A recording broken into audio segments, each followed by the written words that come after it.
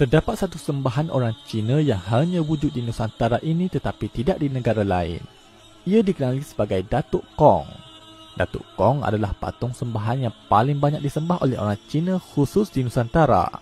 Dapat dilihat, hampir ke semua rumah orang Cina yang menganut agama tradisi Cina akan memiliki Datuk Kong dengan pelbagai ukiran dan bentuk diletak di hadapan rumah dan kedai mereka. Ia dikenali sebagai dewa tempatan yang menjaga kesejahteraan, keamanan, kekayaan dan kesihatan. Cara untuk mengenali Datuk Kong adalah dengan melihat di luar rumah orang Cina. Terdapat sebuah altar kecil berbentuk rumah berwarna merah atau kuning yang diletakkan limau atau nenas beserta colok di hadapannya.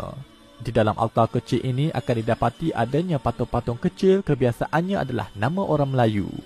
Konsep sembahan ini berasal dari asimilasi di antara kepercayaan masyarakat Cina dengan kepercayaan sebahagian orang Melayu yang terdahulu, di mana orang Cina sebelum datang ke tanah Melayu, mereka telah memiliki kepercayaan konsep dewa tanah atau dewa bawah yang dikenali sebagai Tu Di Shen atau Tu Di Gong, yang mana dewa itu terdiri dari roh, yakni individu sama ada raja, dermawan atau orang baik yang telah meninggal dunia.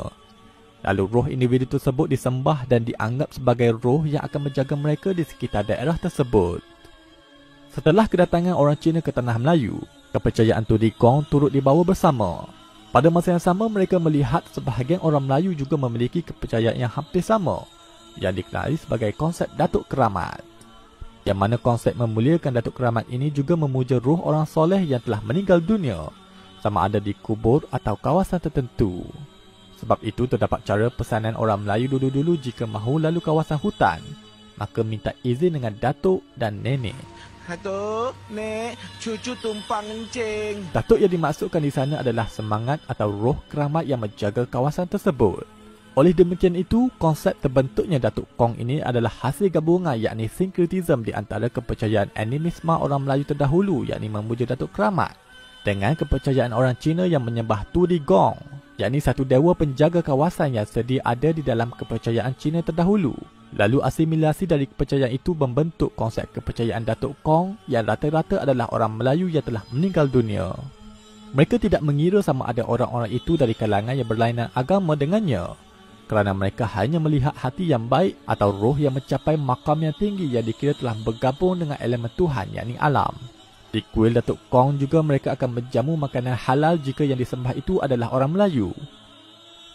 Dan ia akan diletakkan kopiah dan songkok di sekitarnya. Kadang-kala kuil Datuk Kong akan berbentuk kubah seperti masjid, bagi melambangkan ruh Datuk Kong itu merupakan orang Islam. Mereka percaya Datuk Kong yang merupakan salah satu cara mereka berdoa untuk mereka mendapat kebaikan dari rohnya, dengan beristighosah untuk meminta dengan roh orang alim atau orang baik. Mereka akan memiliki satu ritual menurun. Seseorang akan melakukan ritual tertentu bersama asap kemenyan, bacaan mantra sehingga dia dirasuk oleh roh Datuk Kong, lalu dia akan bercakap mewakili Datuk Kong. Lalu individu tersebut akan memakai pakaian orang Melayu, dan di saat itu dia akan menulis azimat dan memberi restu kepada orang yang meminta dengannya.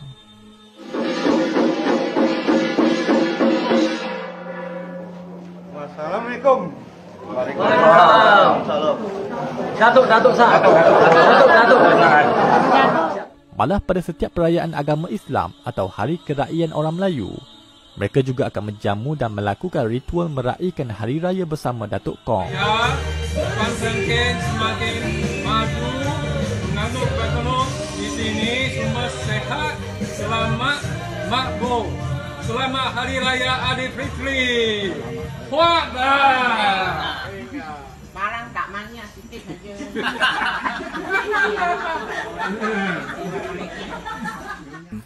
Datuk Kong, Assalamualaikum. Selamat Hari Raya, Datuk Kong. Heng, ong, hot. Datuk, saya kasih kopi. 2 cawan kopi, cola, nyok, biskut, bunga kasih Datuk Heng. Hari ini selamat Hari Raya, Datuk Kong.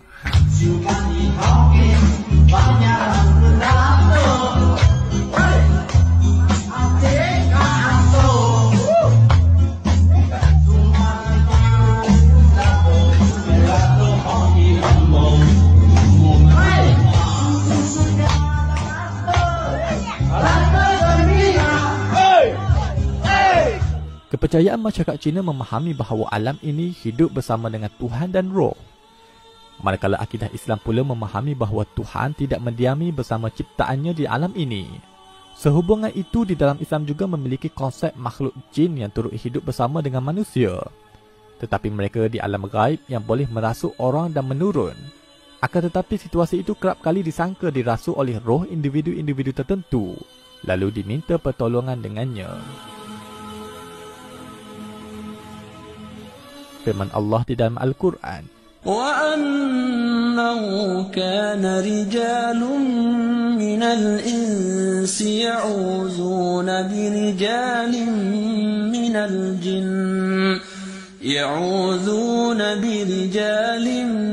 مِّنَ الْجِنِّ فَزَادُوهُمْ رَهَقًا.